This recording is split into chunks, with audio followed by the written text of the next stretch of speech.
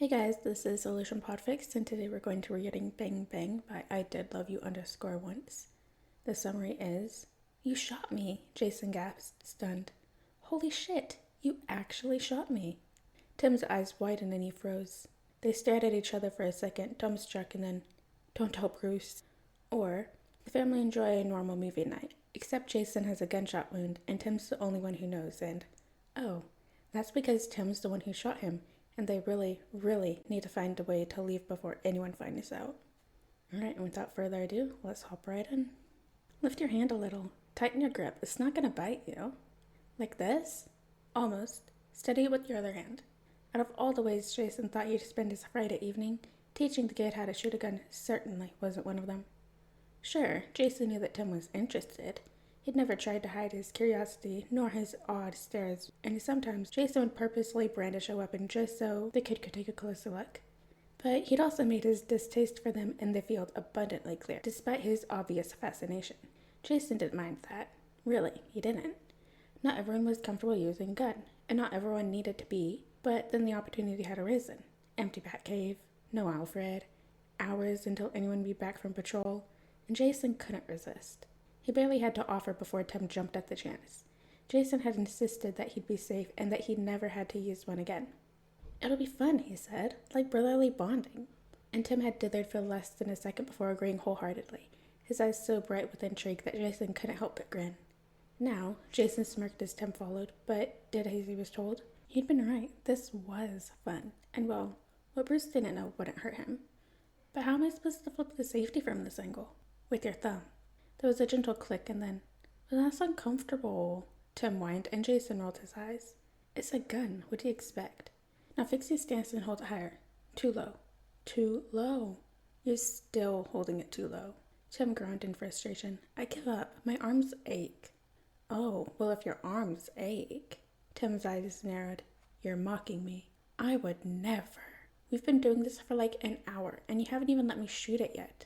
"You're right," Jason conceded. "What do you want to shoot?" Tim paused and tilted his head in consideration. "The dummies? The one that Damon uses for knife practice?" "Okay, that sounds great," Jason drawled, his tone amused. "But first, you need to hold the fucking gun higher, or the only thing you're going to be shooting is the floor." "Fuck you, Jason." Tim's voice shifted up a pitch, and he gestured around with his hands. "The floor is better than nothing." "Sure," Jason scoffed and crossed his arms. "This is supposed to be a secret, and you want to start by shooting up the Batcave?" "No, I just want to start." "Well, then actually listen to what I've been listening to you for the last hour. I think I'll hear your smug voice in my ears for the rest of my life." "Smug? I have the patience of a saint." "A saint? Jason, you have the patience of a 3-year-old.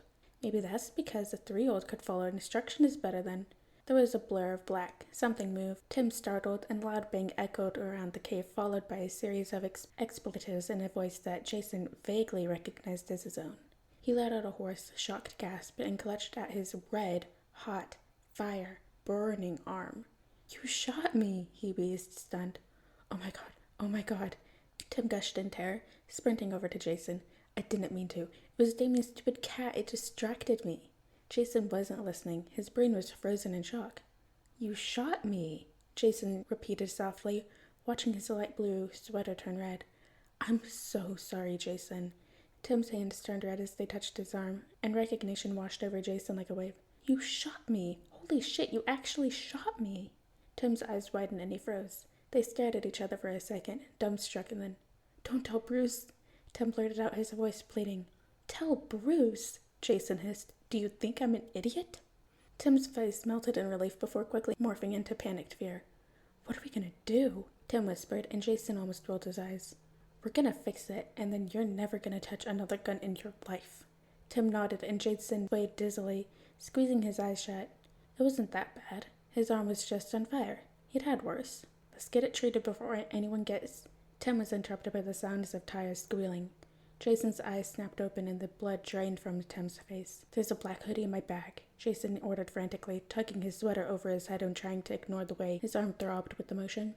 When he pulled it off, Tim shoved a bundle of clothing at him. Good. At least he was listening now. It only took someone getting shot. "You need to change your t-shirt." Jason nodded at the blood staining Tim's white shirt, and immediately Tim began to change. "Are you really going to be able to hide?" "Yes." Jason interrupted him, pulling his hoodie over his head and picking up their bloody clothing. He looked up at Tim, who was fully changing and wiping at the gun frantically. What are you doing? Fingerprints. Fingerprints? Jason snatched the gun out of his hand. It's my gun, you fucking idiot. Sorry, I'm... The smooth, slick exterior of the Batmobile rolled into view and Tim's mouth snapped shut. Jason shoved the gun and the blood-stained clothing behind his back. The sound of Robin muttering lowly and the car doors squealing echoed behind Jason's ears until, You're back early? He struggled to sound casual. Batman stared at him for a long, tense second before reaching up to remove his cowl. It's quiet. Alfred should be back soon, and Dick's on his way here. He mentioned something about a movie night? Jason heard Tim's breath catch. Richard heard that Drake achieved highly in class. He insists that we all celebrate with unhealthy food and television. Robin took a couple steps towards them and Jason shifted, all too aware of the bundle of incriminating evidence behind his back. His eyes flickered over to Tim, intending to glare, but the kid's face was already the picture of regret. Jason would be surprised if he ever let himself get a good grade again. He nudged Tim with his foot and motioned for him to do something. When is Dick getting here? As if on cue, the sounds of the footsteps and quiet chattering drifted into the cave from the manor. Jason gulped. I think that's him now. Why don't you two go upstairs and decide on a movie while Robin and I change? Assuming you're staying, Jason. Jason managed a strange smile because, yes, he was staying, not because he wanted to, more because he couldn't ride one-handed. He shot Tim a glare. Tim swallowed before coughing loudly, vaguely, and Jason used the distraction to drop the gun wrapped in bloody clothing behind a filing cabinet. Tim, are you okay? Fine. I'm fine, B. To his credit, the kid managed a convincing smile. Come on, Jay. He swallowed visibly. Let's go choose a movie. Tim gripped Jason's arm, and Jason barely managed to strangle a scream. The kid let go as if he'd been burned, paling in realization and mouthing a horrified, sorry. They sped from the cave, and the second they were out of sight, Jason doubled over, letting out a choked whine. The shock was beginning to fade, and the pain that felt like a house fire was starting to feel more like a raging inferno. Are you sure you're going to be okay? Tim hovered over Jason, wide-eyed. He took a deep, whistling breath through his nose. Yes. It'd be okay. He just had to pretend his left arm didn't exist. There was nothing there. No pain, no bullet wound. He stilled himself. We just need to pick a short film. They hurried to the family room, and Jason collapsed into the couch. He placed his arm carefully on the armrest and watched as Tim closed all the doors before bounding over to the couch clumsily. What are you doing? Jason hissed. Acting normal. That's not normal. You never sit next to me on the couch. Move to the armchair. Tim hopped from the couch to the armchair shakily, and Jason scrubbed a hand from his face. They could do this. They'd breeze through it. It wasn't like they were trying to hide a gunshot wound from the world's greatest detective or anything. Tim's gaze turned wary, and Jason's eyes narrowed. What are you? 1 second. Before Jason could protest, the kid jumped up and hand smacked across Jason's face hard enough to sting. His mouth parted, and his mind reeled, and a second slap sent his face in the opposite direction, and the kid fell back into the armchair, his expression more determined than apologetic, but a combination of the two nonetheless. What the fuck? Jason breathed, clenching his hand into a fist. First, the kid shoots him. Then You looked too pale. So you hit me? Jason retorted, incredulous. I can't believe I ever thought you were The door swung open and Jason's mouth clamped shut. He raised an eyebrow at Tim, and instantly the kid's expression shifted into a somewhat believable smile. Dick bounded into the room. Oh, you're both already here. Good. He captured Tim in a tight hug, and Jason met Tim's eyes in terror. If Dick hugged him, it'd be over. He'd know. Little Wing, you're early. Dick released Tim and reached over to ruffle Jason's hair. Jason let out a breath that he didn't know he was holding. I thought we were making it a tradition that I had to drag you here kicking and screaming. Next time, Dickie, Jason half grinned, and Dick rolled his eyes. Well, he disappeared momentarily before returning with a large, overstuffed bag. I promised you a celebratory movie night, Timmy, and I deliver on my promises. Dick tipped the contents of the bag into Tim's lap, and Jason watched with a frown as Tim's eyes lit up at the snacks. Clearly, they needed to have a long talk about distractions and staying focused. How the hell had this kid survived in the field? Oh, those are for Jay. I got them especially. Dick tossed a bag of Doritos in Jason's direction, and Jason moved to catch them a second too late, and the bag hit him in the arm, and he felt the pain, white-hot, behind his eyes. The sound that tore from his throat was inhuman, and when he finally managed to clamp his mouth shut, he could taste metal behind his teeth. His blood ran cold at the responding silence. You're right, Tim announced quickly. That's the exact sound the trafficker made when you shot him. What? Dick exclaimed, and Jason's eyebrows shot up to his hairline. We were discussing it earlier. I thought. You shot someone in front of Timmy? Dick spoke over Tim. What would B say? I don't know, Dick. What would B say? Jason shot Tim a meaningful glare, and the kid shrunk into himself. It was fine, Tim amended before Dick could continue. It's not like the guy died or anything. Dick's expression was the picture of doubt, but fortunately the conversation was cut short as Damien walked into the room, followed closely by Bruce. They made themselves comfortable on the couch. Damien reluctantly wrapped in Dick's arms, and Jason used the moment to mouth an indignant, "Really?" at Tim. Tim just gestured as if to say, "It worked, didn't it?" Jason rolled his eyes, and the kid had the nerve to call him smug. "Did the two of you decide on a film, or are you as incompetent as you look?" Damien asked, trying unsuccessfully to wriggle free from Dick's hold. Dick chided him, batting lightly at his head, and the couch jostled. Jason's arms pulsated with the movement, and he gasped. Something really short, baby bird, he managed low enough that only Tim could hear. Tim nodded furiously and opened his mouth to speak when Dick interrupted him. "Damien hasn't seen Lord of the Rings." "No!" Tim and Jason yelled in unison, and Dick's face fell. Okay, it was only a suggestion." "What about Avatar? Tim, No." Tim cut Bruce off. "Definitely not." "Oh, what about Inside Out? Damien's never seen it." Jason groaned loudly. "What are we, 5? "It's only 90 minutes long," Tim breathed. Because yes, I would love to watch Inside Out." Dick's eyes narrowed in suspicion. "Really, you would love to watch Inside Out?" "More than anything in the world," Jason replied simply. Dick's eyebrows pinched together skeptically, and Jason kicked Tim in the shin. "I really want to watch Inside Out too," Tim blurted. "It's one of my favorite films." Dick turned to Tim in disbelief. "Inside Out is one of your favorite films?" "I would rather die than not watch Inside Out." "You would rather die than not watch Inside—" "Jesus fucking Christ, Dickie!" Jason exclaimed. "Is there an echo in here? You heard the kid. Put on the film."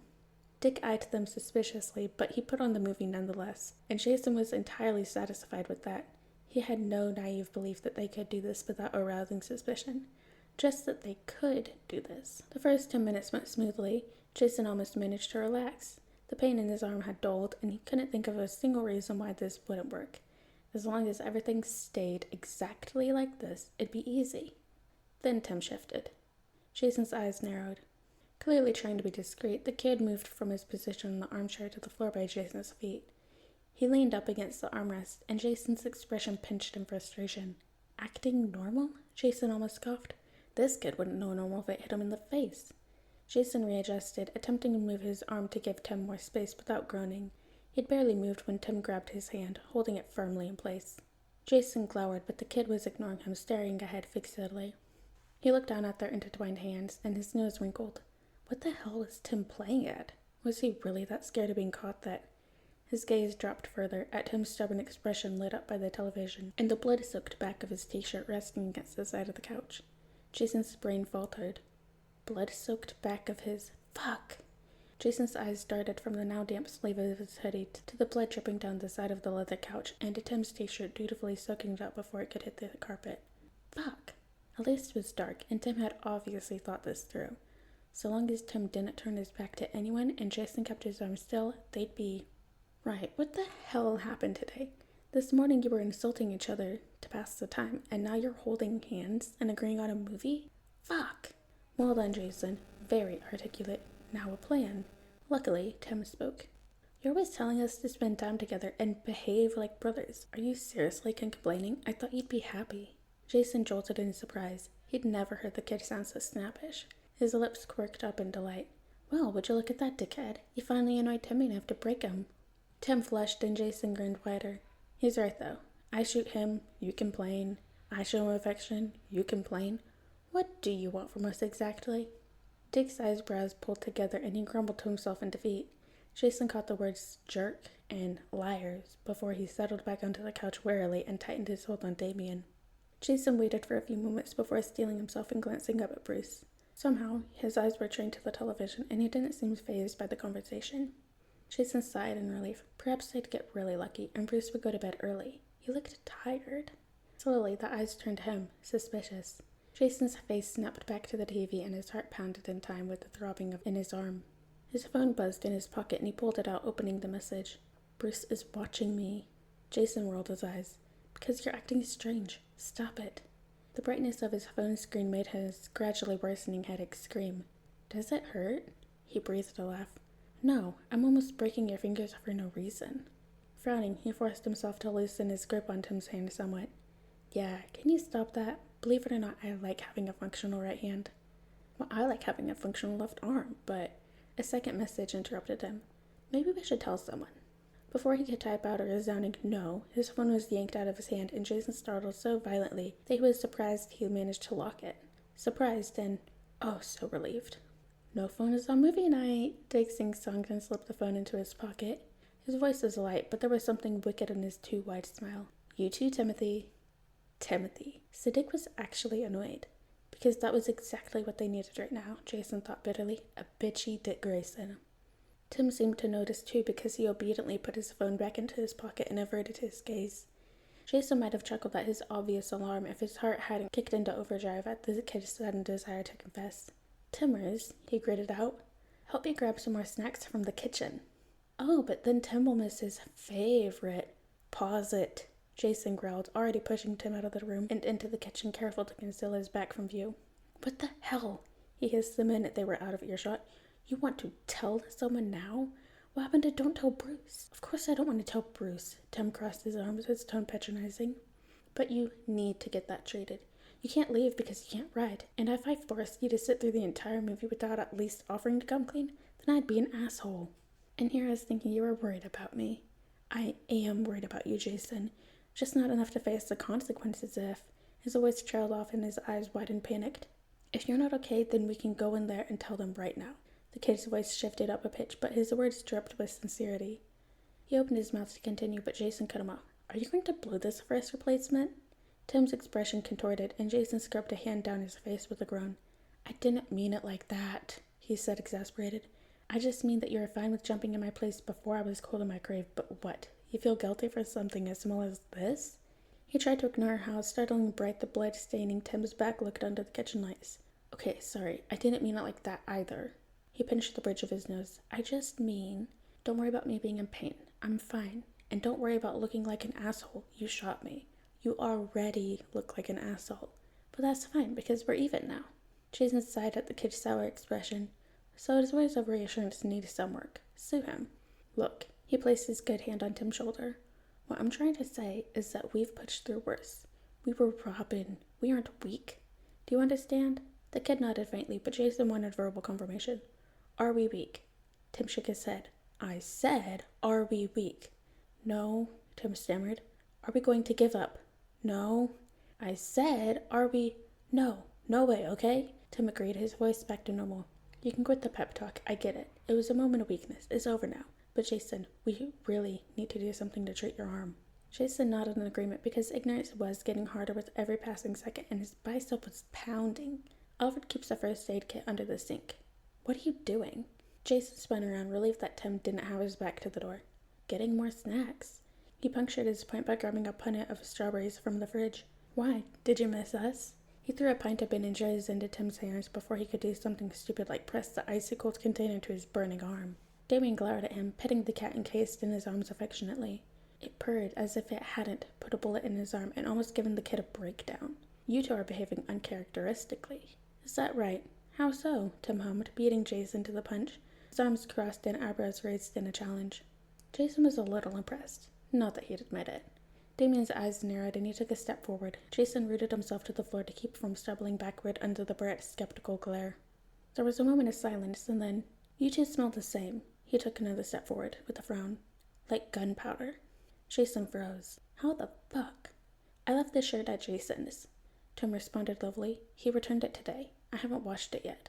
Yeah, Jason agreed quickly. I borrowed it. Why would you borrow Drake's clothing? You are much... He didn't borrow it, Tim said slowly, fixing Jason a look that made him feel like a reprimanded child. I left it at his when I was injured on patrol last week. He only remembered to return it today. Damien tutted. I believe you've proven my point. This is uncharacteristic behavior. He scratched the cat gently behind his ears and his mouth twisted. Why are you looking at Alfred in that manner? He snapped. What has he done to you? Jason's eyes widened, and he opened his mouth to respond when he realized that Damien's scowl was directed at Tim. Tim squinted angrily at the ball of fur. Nothing, he gritted out, gripping the ice cream so hard that his knuckles whitened. Damien's nose scrunched up in distaste, and he tutted before turning on his heels and leaving the kitchen. Tim's free hand clenched into a tight fist, and Jason snorted. Calm down, kiddo. It's just a cat. It's evil, and I'm going to be putting it outside, and it would destroy you before you could pick it up, Jason sniggered. How dare he name it Alfred? Tim, Jason interrupted, exasperated. As amusing it would be to see you get obliterated by a cat, we have bigger issues right now. Jason's eyes lingered on Tim's shirt as he continued more firmly. You were in the first white shirt. Why couldn't you just wear black? Tim snapped back to himself, his expression morphing from irked to something distinctly more amused. You borrowed my t-shirt? Really, Jason? How did you think that would work? He raised an eyebrow, his tone mimicking Jason's growl. Are you going to blow this for his replacement? Boys. The humor drained from Tim's face, and Jason stiffened. Bruce stepped into the room, his expression unreadable. His calculating gaze flickered between the two of them, and the silence grew tense, and Damien's under the impression that you two are behaving strangely. Bruce spoke slowly, his tone impassive. Tim swallowed audibly, and Jason wanted to stay silent and let him suffer, if only to punish him for the mocking. But Tim looked frozen, and Jason wasn't going to risk Bruce finding out just for the satisfaction of watching him squirm. Damien's just annoyed because Dick's in a mood. Jason rolled his eyes. We're not doing anything. Bruce hummed in disbelief. Dick's under the impression that you're ganging up on him. He thinks you're trying to hide something. What? Tim scoffed weakly. Dick just doesn't like the fact that I'm Tim's favorite brother now. He elbowed the kid's ribs. Isn't that right, Timmy? Sure, Tim stammered, nodding in earnest. Bruce's eyes narrowed, and then he took a deep breath, tilting his head back and pinching the bridge of his nose. You know what? I don't care, he sighed tiredly. I'm just glad you're getting along, and no one's hurt. Tim's lip twitched, and Jason swallowed a surprised laugh. Well, Jason's voice littled with amusement, after you, old man. He gestured to the door. Bruce gave him a worn glance before throwing his hands up in defeat and turning around. I don't care, he repeated to himself under his breath. I don't care. They followed behind him, and Tim caught Jason's eyes with a grin. World's greatest detective, he mouthed, making a face and using his fingers to form air quotes. Jason had to bite his lip to stifle a laugh, and something that felt a lot like pride bloomed in his chest. The moment soured when Jason caught the faint smell of gunpowder on Tim's bloody shirt. We need to find a way to get out of this movie, Jason breathed as they entered the family room. I'll think of something, Tim promised firmly. They sat back down, and Jason tried to ignore Dick's cynical glare burning into the side of his face. Fortunately, Tim didn't have to think of something, because 5 minutes later, the heavens took pity on Jason, and a distraction arrived in the form of a messy blonde hair and exasperated yelling. Bruce! Alfred! Bruce startled from what looked suspiciously like a nap, and the door swung open. Bruce! Al! Oh, everyone! Steph looked confused for a second before crossing her arms tightly over her chest. Good, she asserted. I could use the help. I've lost my inside out? Jason and Tim insisted. Yeah, they're acting strange. Anyway, Jason motioned for Steph to continue, and she snapped back to herself. Right, yes. Well, no more. She turned off the television. Hey, that's Timothy's favorite film. Tim glowered at Dick, but Dick just pursed his lips in an attempt to hide a malicious smile. Jason wondered if Tim had ever been on the receiving end of one of Dick's moods before, because the kid looked half stunned and half devastated. Inside Out is your favorite? No, I don't have time for this. Thank God for Stephanie Brown. I've lost my phone. I've looked everywhere else. It has to be in the banner somewhere, and I need it to do my homework. Have you tried calling it? No, Bruce, Stephanie glared. I don't have a phone. Okay, Bruce scrubbed a hand down his face and stood up warily. I'll start in here. Dickhead will have to call you because he took my phone, Jason interrupted, standing up. I'll check the kitchen. I'll help, Tim agreed, giving Jason a thumbs up. Jason made a face and returned it, sardonicism and unmistakable. They all sprinted from the room before someone could question them or turn on the light. Instantly, Tim skidded to his knees and grabbed the first aid kit under the sink. Jason leaned against the counter and tried to ignore how his vision fluttered with every too fast movement. Here, Tim shoved a bottle towards him. These are a good starting point. I don't need painkillers, Jason gritted out. We need to stop the bleeding. There are no bandages in here. What do you mean there's no? There was a soft tumbling sound and Tim froze.